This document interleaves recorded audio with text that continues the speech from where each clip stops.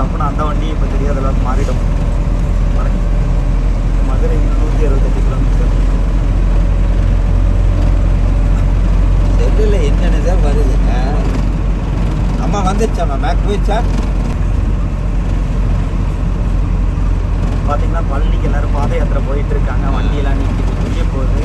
நல்ல பனியாக நல்ல பனி வச்சுட்டுருக்கு.